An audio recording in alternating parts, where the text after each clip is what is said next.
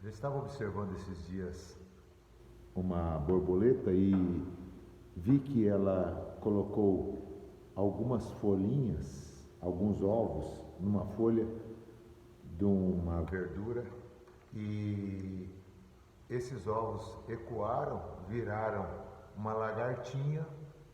que depois virou uma linda borboletinha.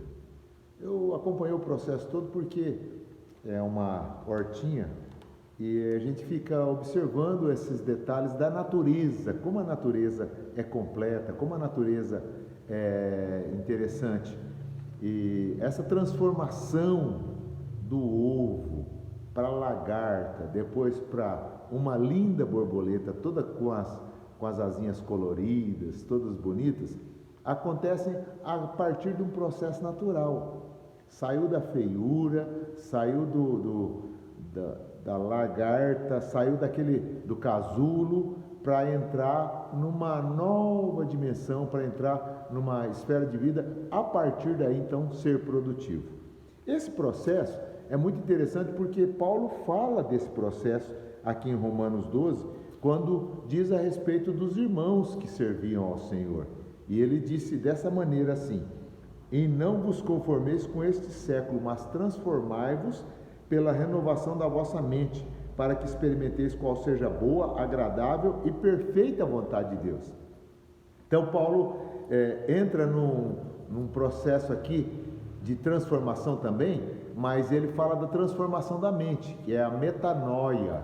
É uma palavra forte, uma palavra assim que mostra a transformação, a mudança que deve acontecer na mente do ser humano, na mente das pessoas. Por que Paulo foi mexer exatamente na mente do ser humano? Ele foi falar de transformação da mente, porque é dali que partem as outras mudanças.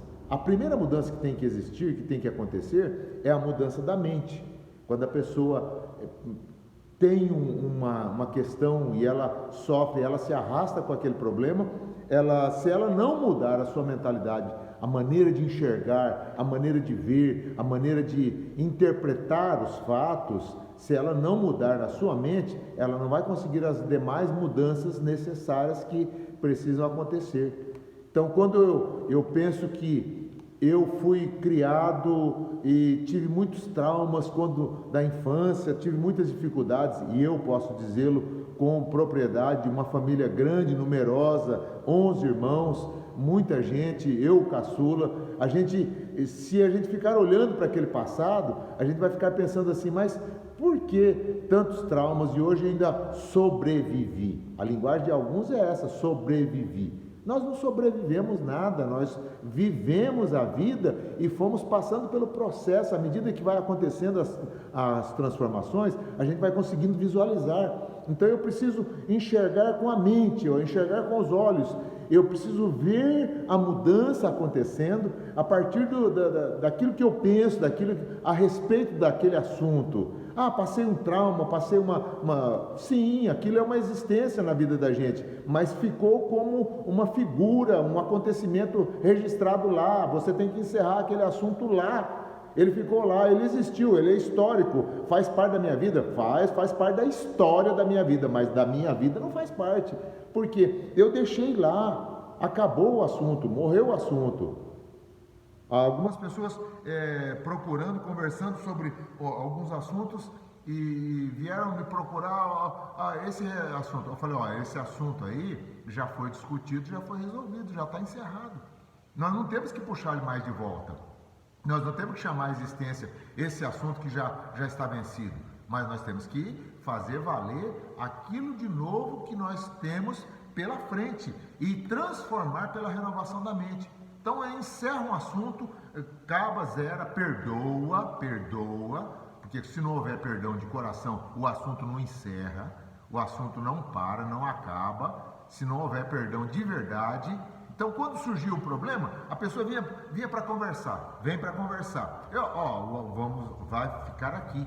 Dentro do gabinete, muitas vezes, no gabinete pastoral, muitas vezes eu falei para as pessoas assim, você traz os teus problemas aqui, pode contar tudo, pode falar tudo. Eu introduzia a conversa dizendo assim, pode falar tudo que você quiser, o que você quiser, o que você quiser falar, você pode, o que você não quiser, não precisa, mas tudo que você falar, eu vou te dizer agora, aqui, a primeira vez que você está entrando aqui, segunda, terceira, eu vou te dizer aqui, ó, vai ficar aqui, porque eu não levo nenhum nada, nem lembro desses problemas que nós estamos comentando da porta para fora. Por quê?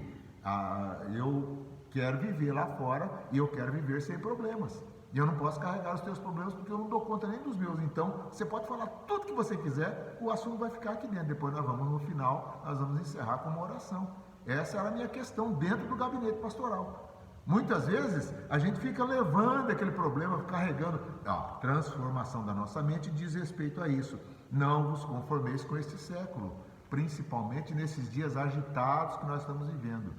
Gente estressada, gente cansada, gente querendo desaparecer da vida, gente querendo dar um cabo, depressão em alta, tristeza à vontade para as pessoas aí, muitas dificuldades, mas nós não temos que ficar vivendo nesse século, andando segundo a mente desse século, mas sendo transformados pela renovação da nossa mente. Essa transformação depende muito de mim, depende muito de você, depende da decisão de cada um de nós. Vamos orar nesse momento? Pai Celeste, em nome de Jesus eu peço que Tu venhas operar e abençoar a vida dessa pessoa que está ouvindo essa palavra e peço que o Senhor opere e trabalhe no coração dessa pessoa, Pai. Em nome de Jesus, derrama a Tua paz, mostra para essa pessoa o que precisa ser mudado, Senhor.